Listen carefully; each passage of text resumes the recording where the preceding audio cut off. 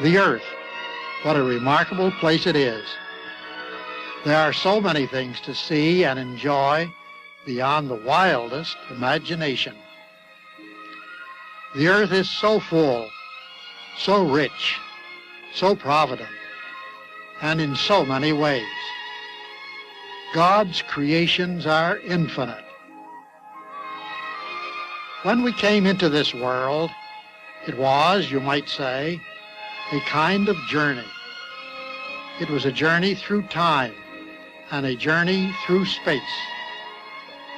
We see all about us an incredibly expanding civilization, and its growth reflects the ever-widening knowledge of man and his awareness of himself and his awareness, yet uncertainty, of his own destiny. As children, it all was such a remarkable game.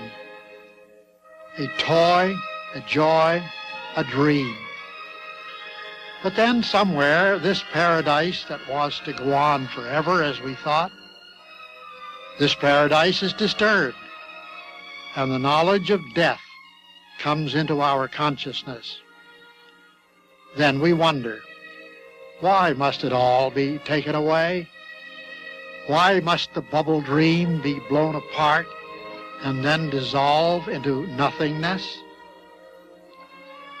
These are the great philosophical questions that plague the consciousness of many of us, and when we deal with them, we experience fear, we experience pain, we experience regret, we experience frustration. And under it all, there is the constant question, will it all be taken away? Why the long journey of your life and of my life? Why was it begun? Why does it continue? Why does it take millions and millions of different courses? And where do all the journeys lead?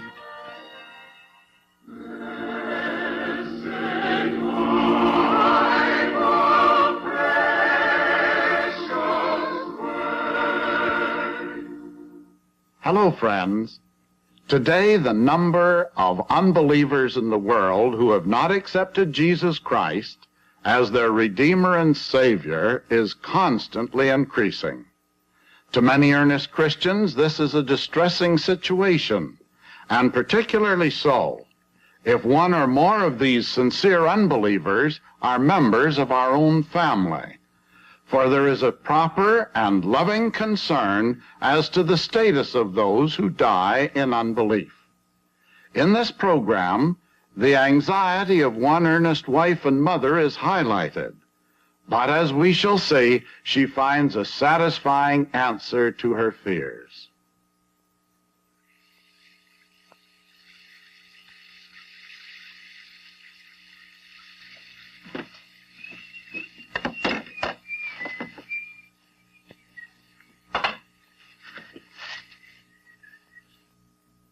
Oh, how do you do? How do you do? Coming out of the rain? It's a terrible day. It certainly is. Yeah. Well, tell me, what can I do for you? I came to inquire about the job you advertised. Oh, well, I didn't expect many people on a day like this. Won't you sit down? Would you like a cup of coffee? Well, I think it would be very nice, yes. All right. Well, now, tell me, do you live nearby? Yes, right off of Blueberry Road. Huh. Well, now, about the job. You know, since they built the expressway, not many come through here anymore. Oh, I am sorry. Oh, well, to tell you the truth, I'm not. If we were just half as busy as we used to be, well, I couldn't handle it anymore. As it is now, I need somebody to help me out afternoons. I see. Yep, you know, nobody comes in here during the day, not at this time. Well, all you got to do is just watch over the place. I see. Say, have you ever worked in a diner before? Well, is it important whether or not I have worked in a diner? Oh, no, not at all, not at all. But you just don't seem like a person who's worked in restaurants. Well, as a matter of fact, I haven't. Indeed, this would be the first time in many years that I have worked outside my own home at all. You see, my husband died. Oh, I'm sorry. And when I saw your ad, you were so close by, and the hours were so right for me, I just felt I could surely do, well, what's needed to be done. Well, I'm sure you can, Mrs. Clark. Right, Mrs. Clark. You know, the wages are not too great. Well, I didn't expect they would be. $2 an hour? Fine. Right. Then you're hired. When do you want to begin? Anytime. Today? Suits me. All right. That's fine. Say, you're foreign born, aren't you? Yes. How long have you lived in the neighborhood? Oh, about 5 years. Yeah, I thought so. I hadn't seen you around, though, ever.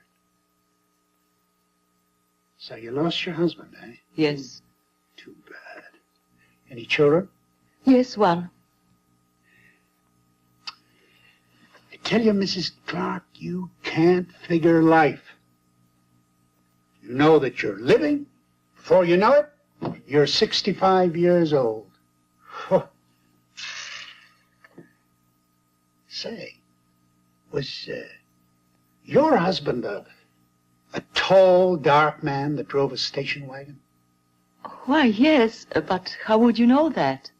Well, I was just turning over an experience I had in my mind with a man that used to drop in here every once in a while. And, I'm inclined to believe it was your husband.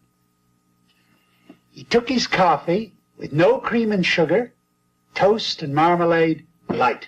Right. But how strange that you should remember that.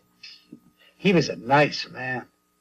Every once in a while we used to have quite a heated argument. But all very friendly, of course. About what? Well, Miss Clark, I'll tell you. I'm very interested in the subject of religion. And you know that every time that subject comes up among my customers, I can't resist getting right in the heat of the argument. Well, your husband used to sit there and smile. Nice chap. But he wasn't too much for religion, was he now? No, he wasn't. We used to have many discussions ourselves.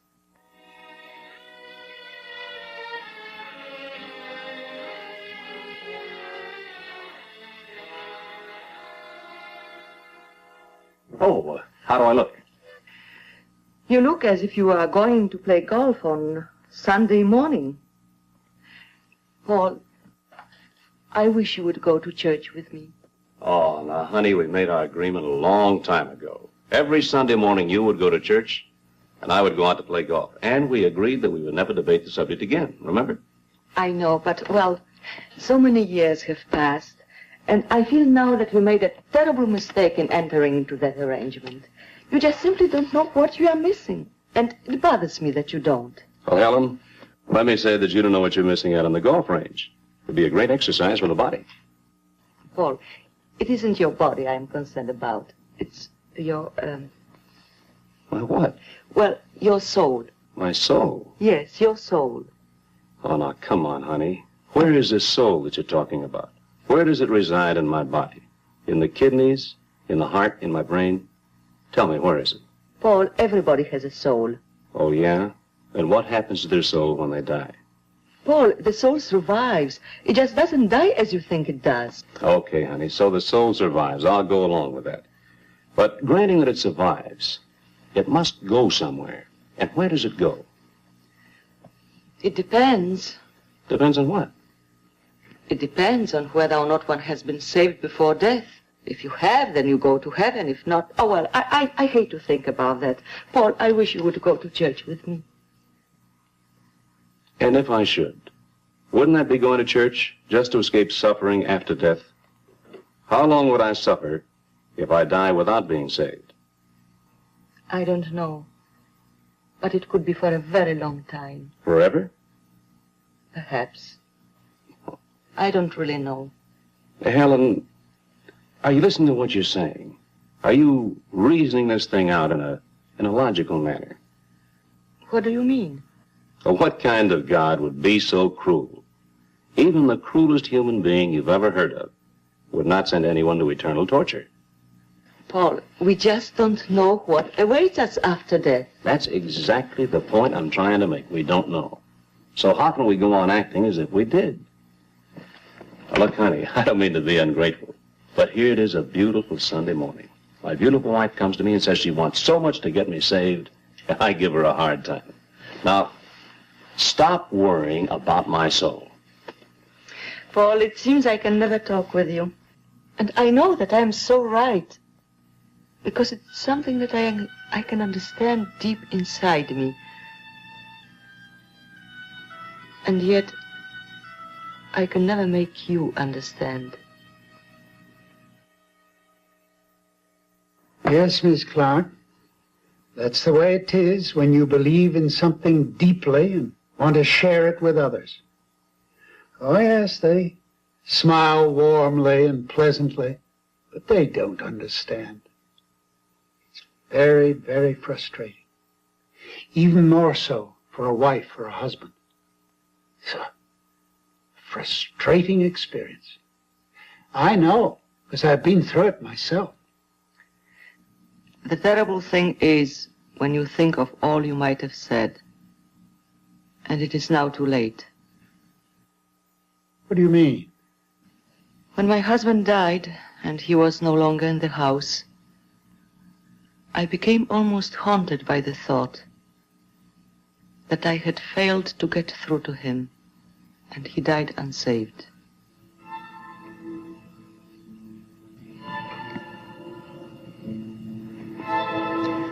When Paul died, I became haunted by the terrifying feeling that I had failed him somehow.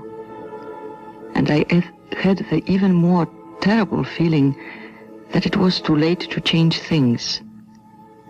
I would go on long walks and go over and over again in my mind where it was that I failed. Somehow, when Paul was alive, it didn't seem that important. Of course, I would always hope that maybe tomorrow or next week it would be different. Maybe I am just being hard on myself. After all, I had no way of knowing it would happen so unexpectedly. How difficult it is to bring insight into another person's life, even when they are close, even when you love them more than you can possibly imagine. He was such a good person, so kind, so considerate. It's incredible to me. Even imagine that a man like him would have to face... I can't think about it. He was not prepared to receive ideas which I have always known about since I was a child. Children, they are like seeds, and the ideas which go into their minds are like seeds. And as the years go by, these seeds grow, and the roots they take are deep. How could I expect Paul to have an understanding of things that took years and years to mature in my mind? Change.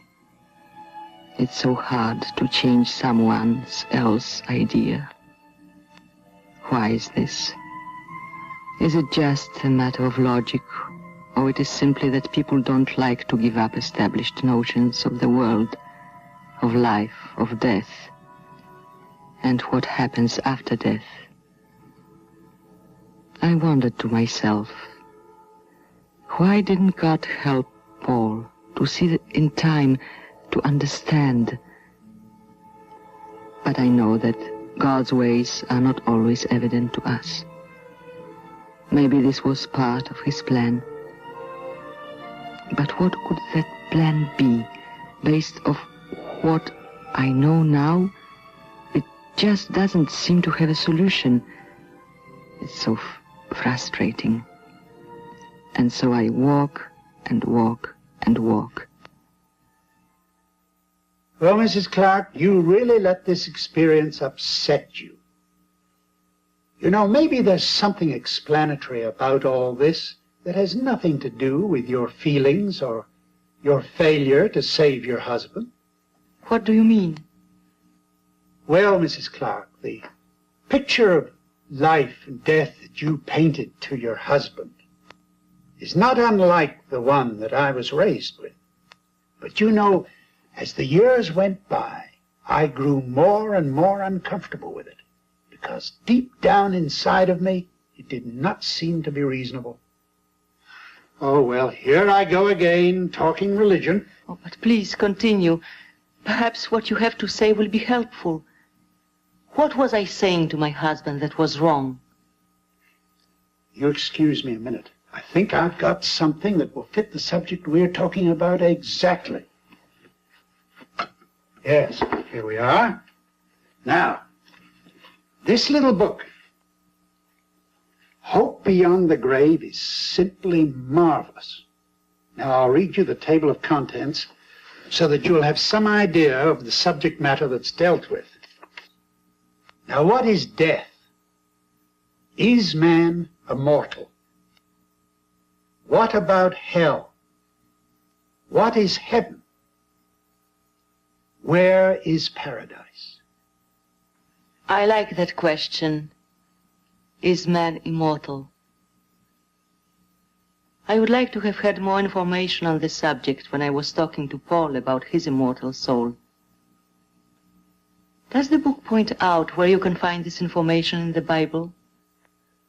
No, Mrs. Clark, because the Bible does not refer to immortal soul.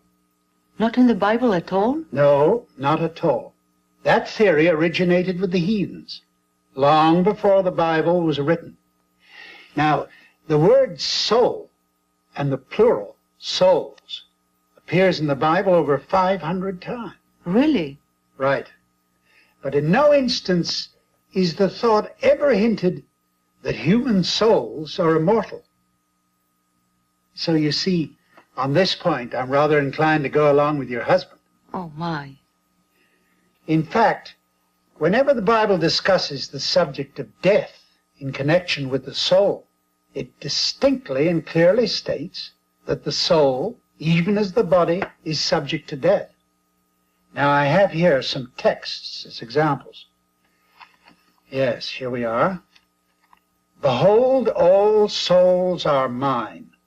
The soul of the Father, so also the soul of the Son is mine. The soul that sinneth it shall die. Now that's Ezekiel chapter 18, verse 4. And in the New Testament, we have the words of Jesus. Fear not them which kill the body, but are not able to kill the soul. But fear him who is able to destroy both body and soul in hell.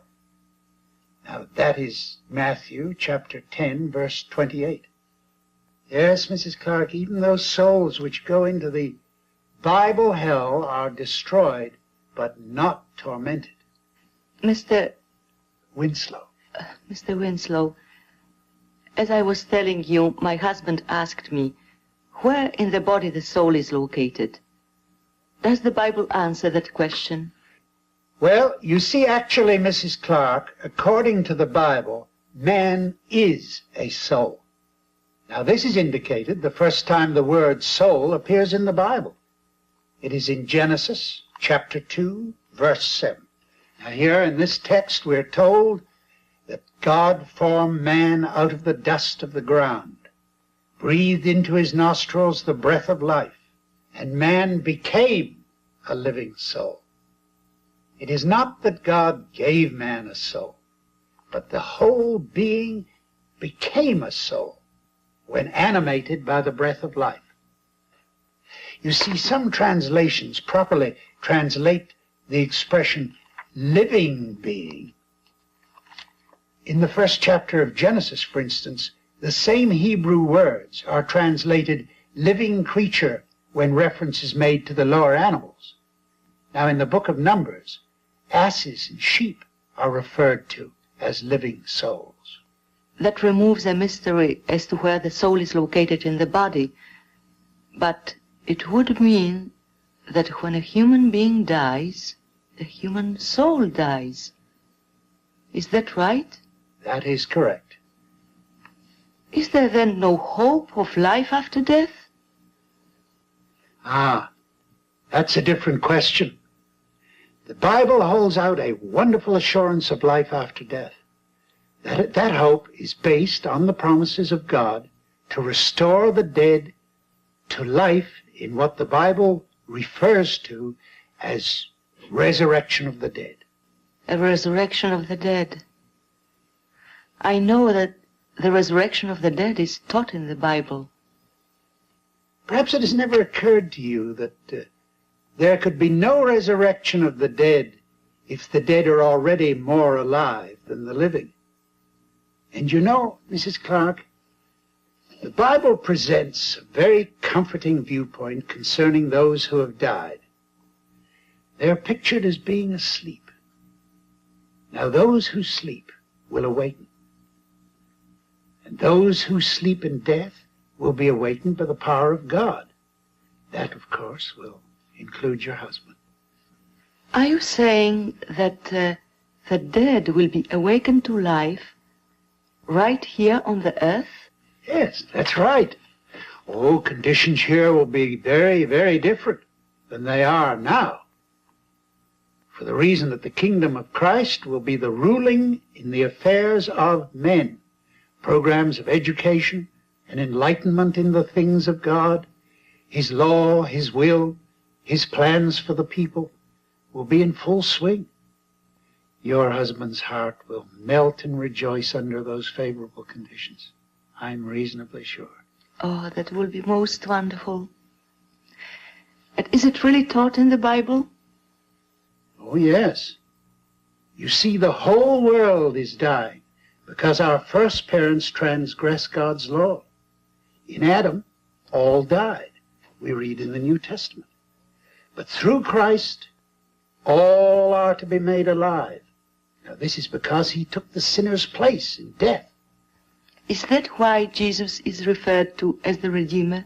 Yes. But are you saying that no one goes to heaven? Oh, no, that's not the thought. What the Bible speaks of as heaven has a very important place in the plan of God. The faithful footstep followers of the Master are promised a heavenly reward in the resurrection. But where we have failed to grasp the thought of God's wonderful love for His human creatures is in the supposition that all who do not qualify for heaven must be eternally lost and tormented. There is a wonderful heavenly reward for Christians, but God has blessings for the other fellow also. Will I see my husband again? Well, that question, Mrs. Clark, along with many others of similar importance, are all answered in this wonderful little book, Hope Beyond the Grave. And are the answers proved by the Bible? Oh, yes, definitely. Mr. Winslow, meeting you has lifted a terrible weight from my heart.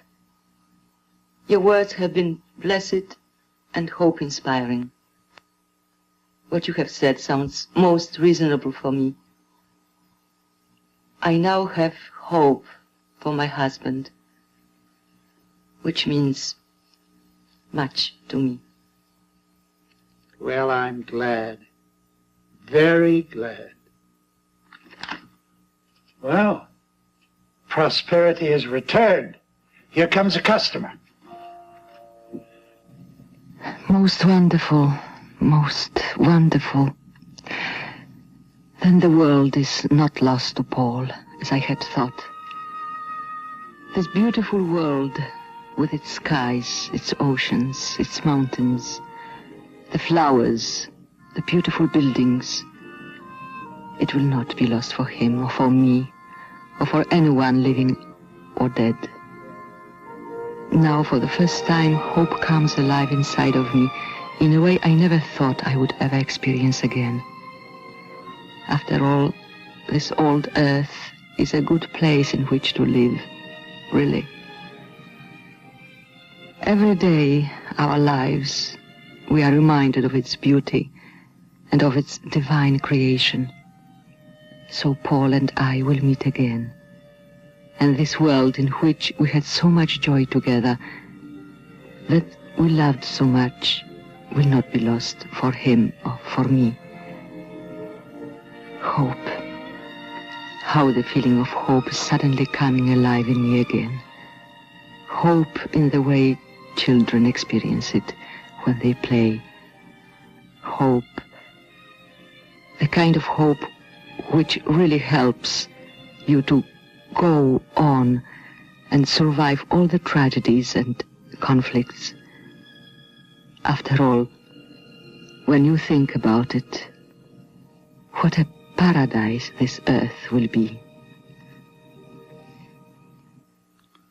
How glad we are that there is hope beyond the grave for the entire dead and dying world of mankind. And the little book, Hope Beyond the Grave, gives us the assurance of this. Have you ever wondered about heaven, Hades, paradise, the soul, and the resurrection? To many, these words suggest mysteries, but they need not be. What is death? Where are the dead? Will we ever see our loved ones again? Is there hope for those who have died in unbelief?